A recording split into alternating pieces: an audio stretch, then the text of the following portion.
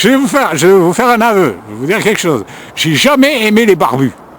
Jamais. Je détestais les barbes. J'ai dit, ça fait moche, j'aime pas ça. Ah oui, je détestais les barbes,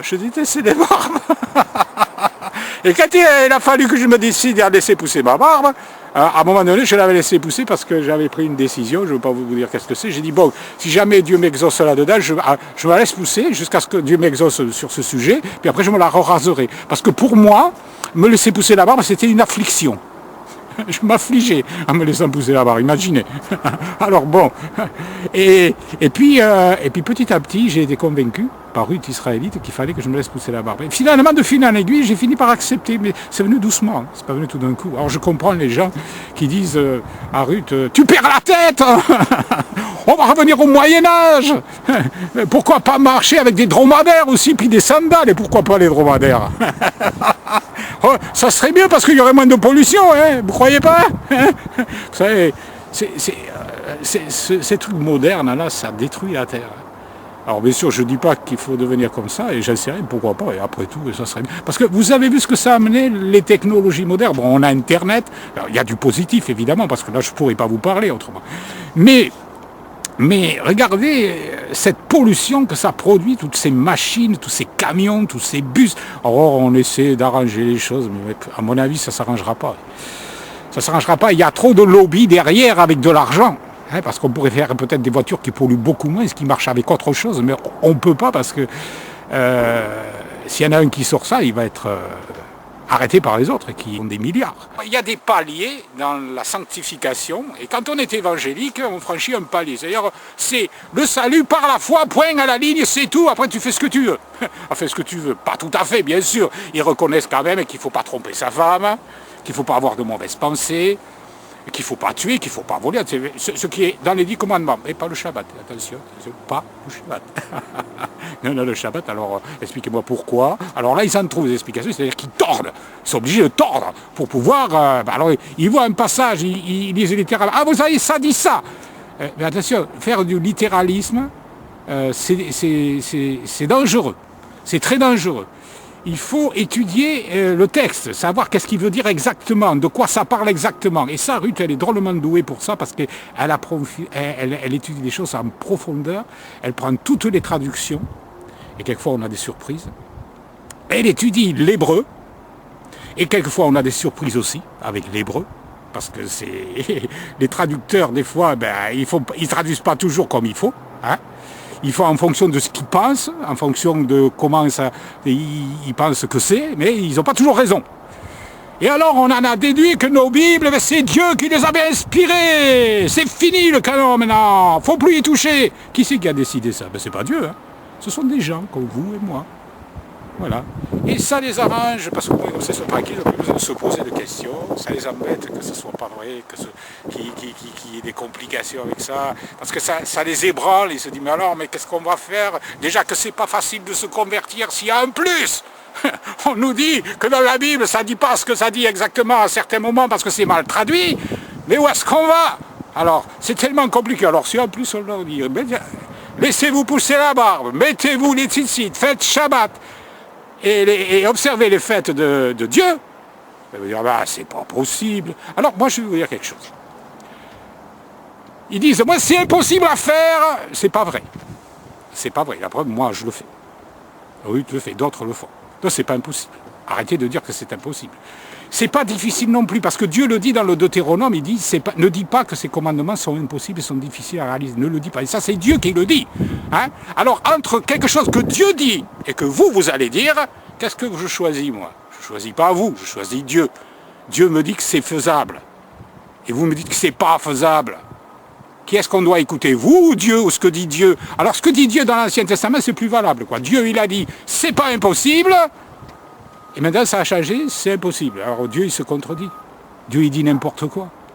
Non mais franchement, réfléchissez à ce que vous dites. Vous êtes en train de contredire Dieu. Hein? C'est pas n'importe qui que vous contredisez, là. Moi, je vais vous montrer quelque chose. Essayez de voir un peu. Parce que c'est pas difficile de se laisser pousser la barbe. Vous savez ce que vous allez faire? Arrêtez de vous raser. Est-ce que c'est dur? Parce que ce qui est dur, c'est pas de se laisser pousser la barbe. Ce qui est dur, c'est ce que va penser l'entourage. C'est ça qui est dur. En fait, c'est pas dur ce que Dieu vous demande de faire. C'est facile. Mais ce qui est dur, c'est ce que la femme va penser. Ce que le copain au travail va penser. Ce que le patron va penser. Ce que les voisins vont penser. Ce que le pasteur à l'église va penser. Ce que les autres chrétiens vont penser. C'est ça qui est dur. Ce qui est dur, c'est la persécution qui vient derrière. C'est ça qui est dur. Faire Shabbat, c'est pas dur. Qu'est-ce qu'il faut faire pour faire Shabbat? Il faut s'arrêter de travailler. Arrêtez de me dire que c'est dur. Arrêtez de me dire que c'est dur. Arrêtez de dire que c'est impossible d'arrêter de travailler. C'est pas vrai. Vous l'aurez vous-même. Ce qui est dur, c'est ce que les autres vont en penser. C'est ça qui est dur. Et puis observez les fêtes. Dieu dit, observez mes fêtes et réjouissez-vous. Faites de bons repas. Ben, attendez. Arrêtez de me dire que c'est dur de bien manger. De boire peut-être un peu de vin pour ceux qui peuvent le faire. Arrêtez de me dire que c'est dur. Ou alors, ça veut dire que quand vous faites le premier de l'an, qui est une fête païenne, Noël, qui est une fête païenne, la fête des pères, qui est une fête païenne, fête des mères, qui est une fête païenne, et toutes les autres fêtes païennes qui ont été fabriquées par des faux dieux, alors ça veut dire que ça aussi c'est dur, et pourtant vous le faites. Vous le faites, alors c'est plus facile de faire des fêtes pour des faux dieux que pour faire des fêtes pour Dieu. Quand c'est pour Dieu, c'est dur. Parce que vous dites, moi je le fais pour Dieu quand je fête Noël par exemple. Parce que ça, bon bien sûr, il y en a qui fêtent Halloween des chrétiens. Alors là, ils vont loin, hein, ils vont très loin. Parce que voilà, quand on voit les squelettes, les démons, non, c'est pas grave, c'est pas grave. Vous dites, voilà, ce que je fais, je le fais pour Dieu. Il m'a pas dit de le faire, mais je lui offre. Vous connaissez l'histoire de Caïn et Abel? Caïn et Abel. Tous les deux, ils ont offert quelque chose à Dieu.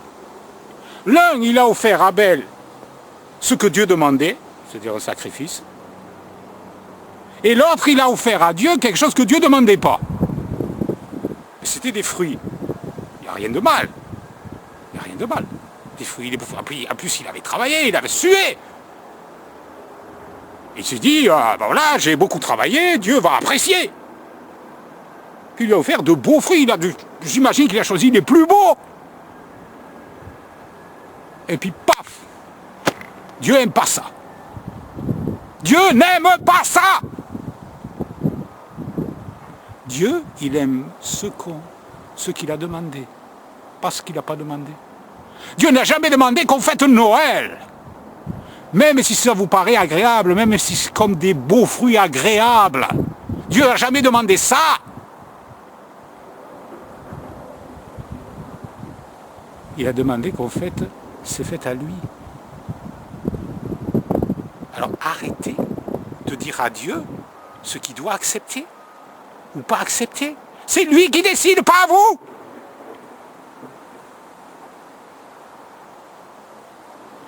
Arrêtez de donner des ordres à Dieu. De dire, voilà, tu dois accepter parce que je te l'offre. Non. Dieu n'agrée pas tout ce que vous lui offrez. Il n'aime pas tout ce que vous lui donnez.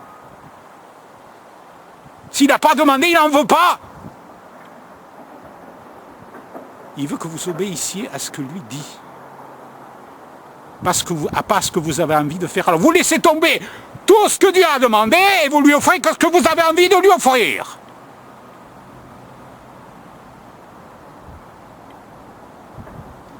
Vous inversez les rôles.